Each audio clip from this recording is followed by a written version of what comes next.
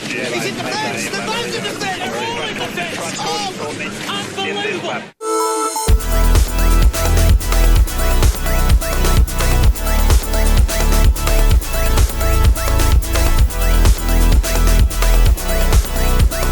Hang on a minute. This means I have to make a special video now, doesn't it?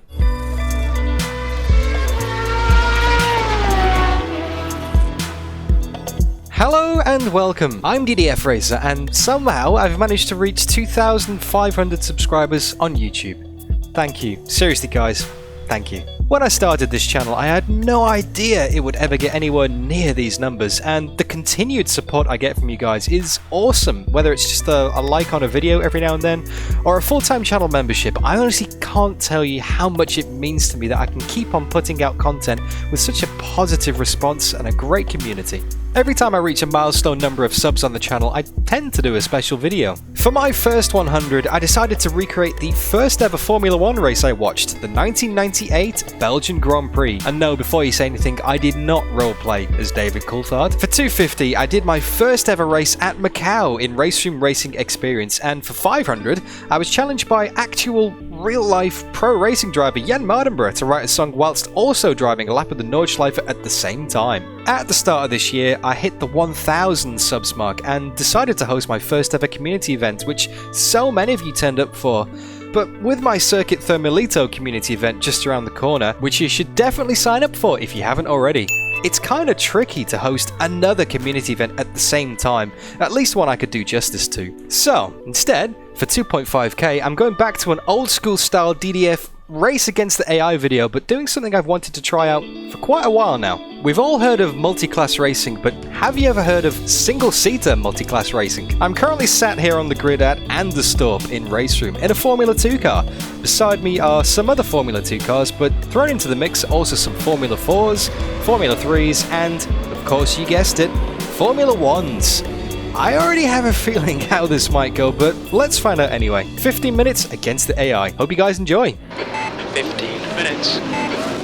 Okay guys, here we are on the grid getting ready to go for the first ever single-seater multi-class race. Watch for the lights. Let's wait for those lights. Here at Anderstorp, let's get a good start. Let's go. One side. Now, bogged down a little bit.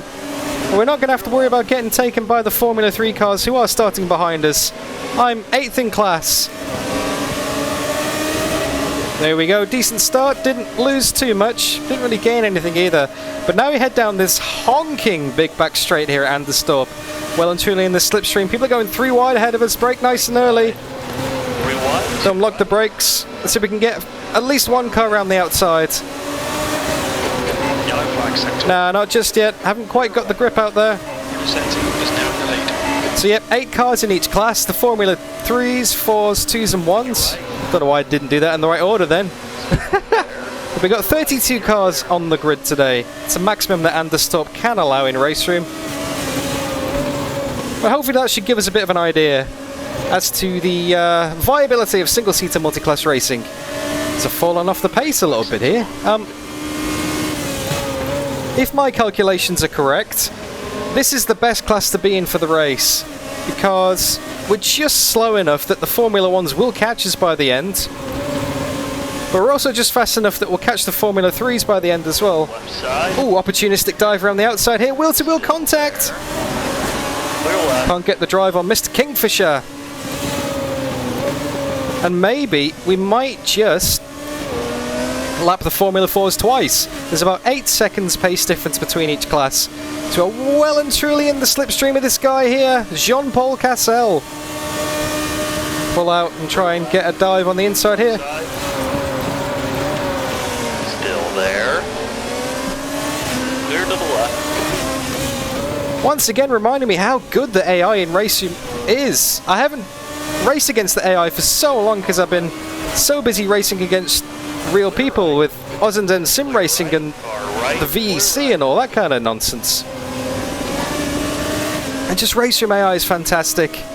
It's one of the main reasons that brought me to RaceRoom in the first place, was the AI. I got a little bit tired of R-Factor 2 doing offline races, but then I discovered humans and started racing against humans.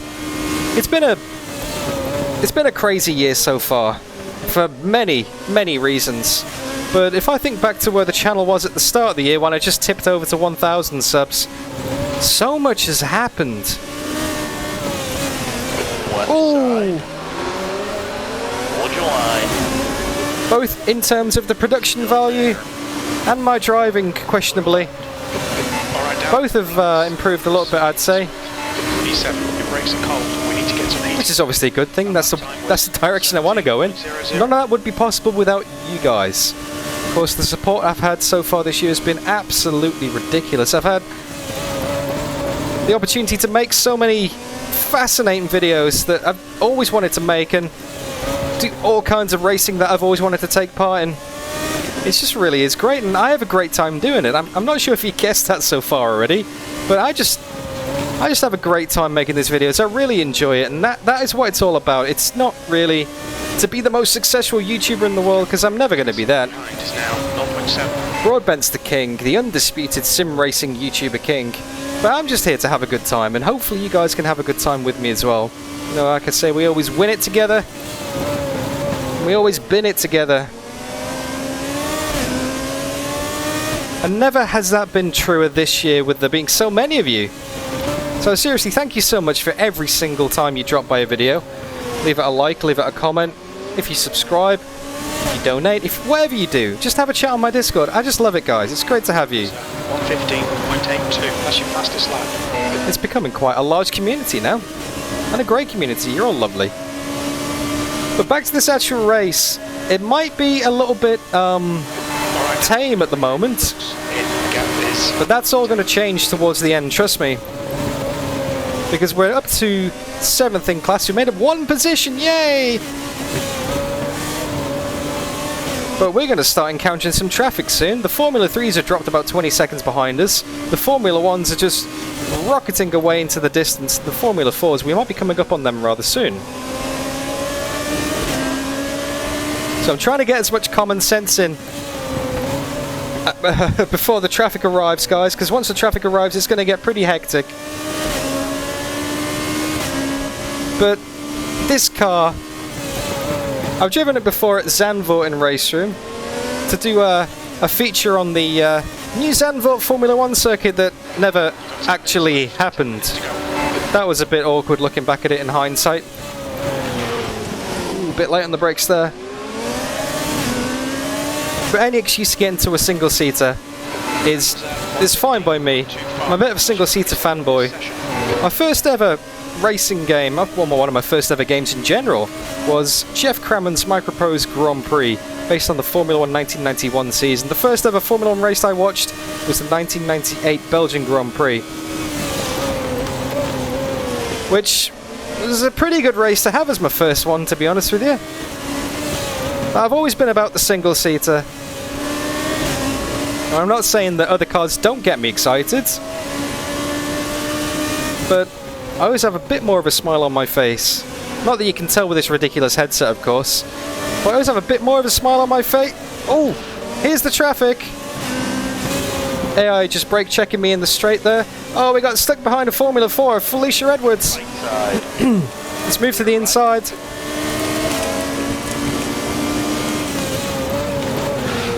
Now it starts to get interesting. Right side, clear to the right.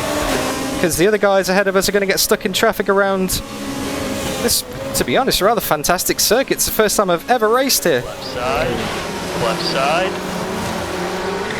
clear left. Bit of wheel-to-wheel contact there. Nicely done. The gap to Scott ahead is now 0.14. Taking advantage, slicing our way through the traffic. Clear to the left. There's a bit of a closing speed difference in these cars. Excuse me. But through all of that, we've managed to get ourselves up to 5th in class, with 8 minutes left in the race.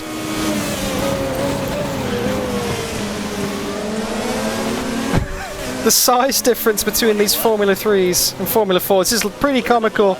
Those Tartus cars are tiny.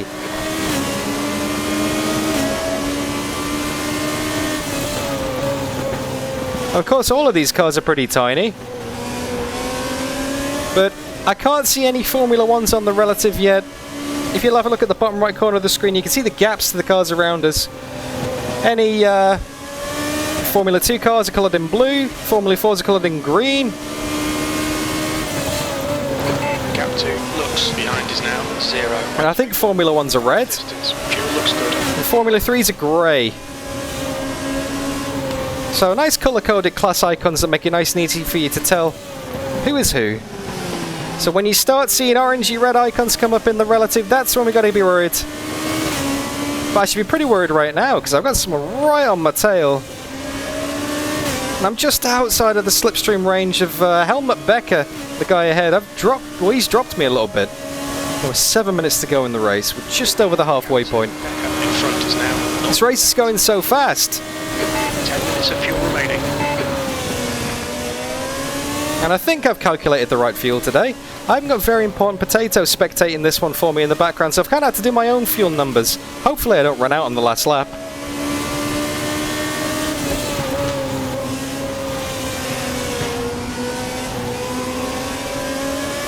But yeah, 2,500 subscribers. Absolutely nuts. I never thought I'd get here. I mean, obviously a lot of people say, oh, it's only the start, it's exponential. I honestly don't believe that.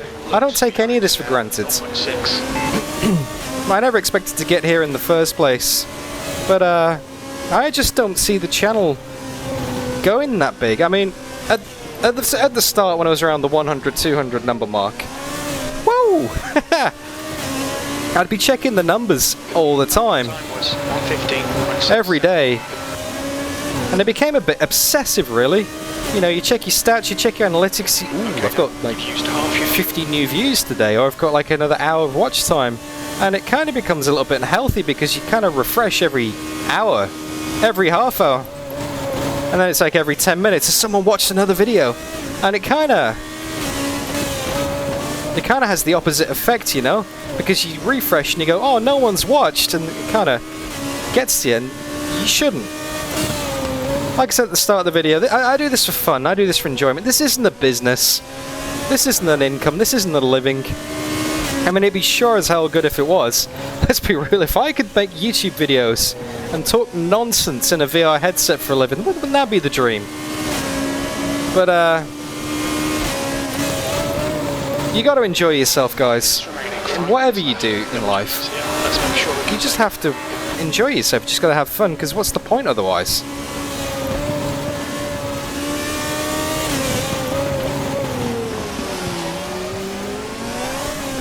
But when the numbers start getting bigger, when it kind of tipped over a little bit, 15.5. you kind of just don't notice anymore. You know, you kind of don't check as much. I mean, obviously you check in every now and then. Maybe once a day, once every 2 days. See how it's going. Keep track of what's working and what's not working so you can work out what videos you should really be doing, I guess. Trying to second guess the YouTube algorithm is always fun. But 2,500 just kind of snuck up on me. 5. And if it gets to 5,000, 10,000, I mean, that it doesn't sound real, but if it ever does get there, can someone clip this part of the video and show me in the future? Because I'm just not expecting it. We're now coming up behind some Formula 3s. They've got some decent mid-corner pace here, but I think they do miss out on the straights a bit. These two guys are having a battle between themselves. Clear right. And it looks like fourth is struggling up ahead trying to get past Mr. Orange. Far right. If I was driving a Formula 3, that is definitely the car I would have chose. Because look, I'm driving the orange Formula 2. Orange is just my thing. Oh, he's going very slow into the last corner. Let's get the drive. We're as close as we've ever been.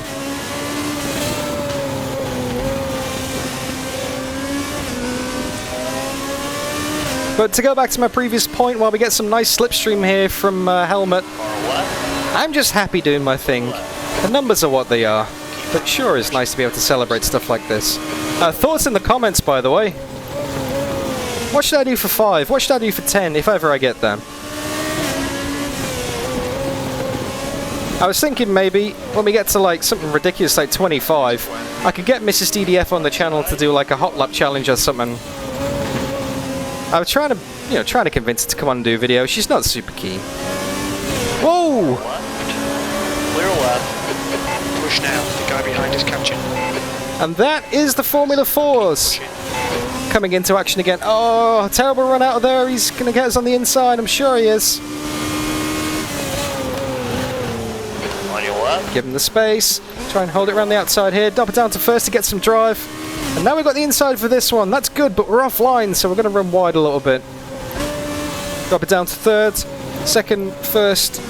Turn it in late. Block the inside. We've got a massive traffic jam up us. A mix of Formula 3s. Gap 2, Becker behind is now. Formula 4s and Formula 2s. Right. And I think I can... Oh, Formula 3's pushing us wide. Come on, mate. Right. We got a Formula 1 coming up in the mirrors as well. I'm sure I saw a red dot on the mirror then. We got 2 minutes left in the race. And just as I predicted, all of the classes are converging. Car left. Blue flag. Yep, blue flags. There's Formula 1's coming through. Estimate you've got 5 minutes of fuel remaining. Will he get us on the straight? There he is. On your left. Clear left. He's still not getting past us. On your right. On your left. Clear on the left. Yeah, maybe this isn't why they do single-seater multi-class racing. There's just too many different types of car, too many different closing speeds. We're up to fourth though. And we got some Formula 2 cars up ahead of us struggling. I don't think we have. Right side. Clear to the right. This is mental. Car right. Clear to the right. Blue flag. Car right. Clear I right. have no idea where to go on the track. And that Formula 1 is still not past us. Oh, they're getting held up big time.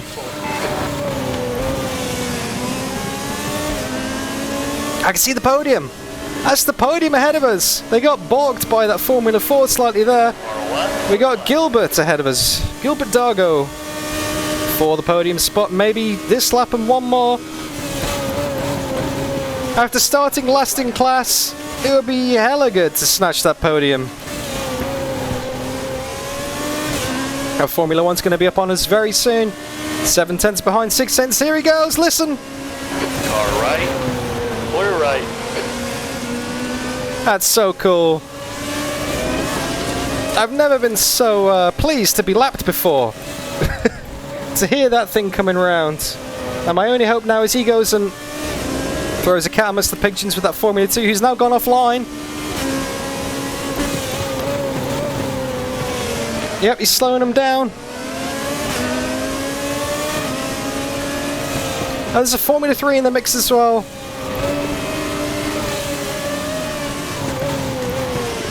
Left side. Clear to the left. That is the leader of the race in that Formula 1. Starting the final lap there. Left side. I'm sorry, but I've got to get past you, Mr. Formula 1. I've got to unlap myself. Clear. So that Formula 3 doesn't hold us up. Clear left. Cut to the left, getting the slipstream. That was 16. 3 orange whips. 3 orange whips. 7 seconds off the pace. Clear right. You're clear.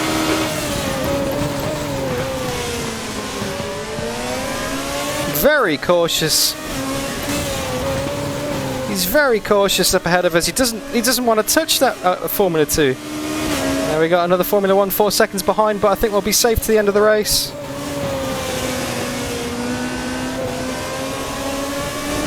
I think we're a little bit too far back. I think that podium is out of reach. You've got 2 minutes of fuel remaining. Yeah, he's out of reach. Blue flag. And forget what I was saying about being safe from the Formula 1s. He's right there.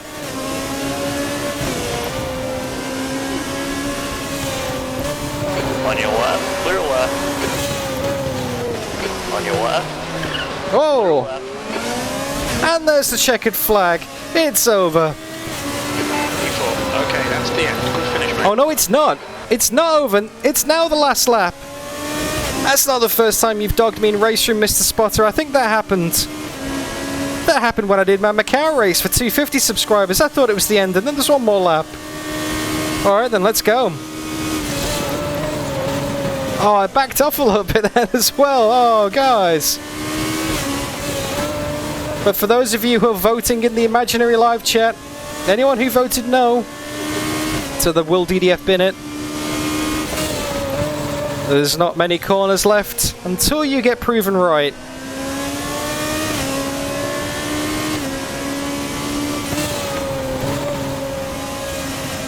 Oh, yeah.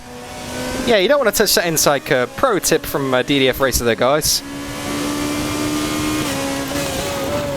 It's going to be very tight on fuel, actually.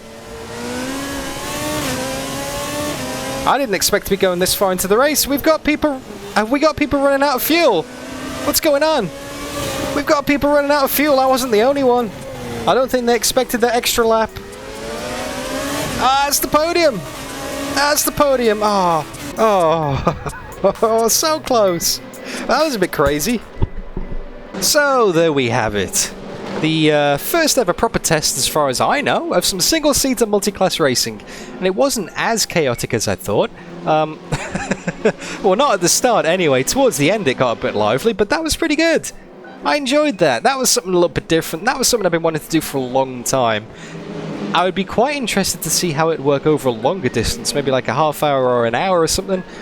But that's maybe for another day, and maybe for a DDF Racer community event. Maybe that could be the next DDF Racer community event. Leave your thoughts in the comments if you'd be interested in doing that. We would obviously need a full grid of 32, so we need quite a good turnout for this. But if you want to get involved, head on over to my Discord, link in the video description, and let me know and I'll make it happen, I guess. But let's have a quick look through the results then, shall we? So, there's the Formula 2s. We managed to come home in 4th position, just behind the podium. We only just missed out on the podium, but we were miles off the leader. The leader had gone. So maybe we got stuck in traffic and he didn't. Maybe he was the first one on the scene, carved his way through. Maybe that could be something we could test.